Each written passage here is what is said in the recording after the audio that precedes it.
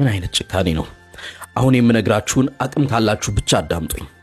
ይህ የ7 ዓመት ሕፃን አብዱል ጀሊል አብዲ መስከረም 17 ክርስቲያን ጎረቤት ጓደኞቹ ጋር ዶሮ ስላየ አራስ ለሆነችው እናቱ እማዬ ለኔም ዶሮ ግዢ ብሎ ከተማጸናት በኋላ ቦሌ አራብሳ ከሚገኝ ኮንዶሚኒየም ቤታቸው ወጥታ ገዝታለት ስትመለስ የመጀመሪያ ልጇ አብዱን ግን ልታገኘው አልቻለችም።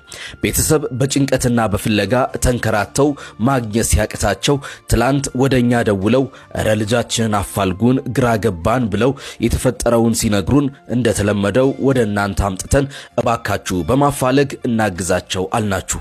ዛሬም የመገኘቱን ብስራት በተስፋ እየጠበቅን በሚያስደነግጥና ልብ በሚሰብር ሁኔታ ይህን ምስኪን ሕፃን ብዙ ያዩበትን ልጃቸው አንገቱን ቀሽተው ገድለውት ቤታቸው ፊት ለፊት የሚገኝ ወንዝ ዳር ጥለውት ተገኝቷል። ባይሽ በጎ አድራጎት በፌስቡክ ገጻቸው ላይ አሳውቀዋል። ምን አይነት ነውረኝነት ነው? ምን አይነት አውሬነት ነው? እንዴትስ እጃችሁ ታዘዘላችሁ? የፈለገውን ዶሮ ገዝታለት ልታበላው የነበረችው እናት በምንስ ቃል ትጽናናለች?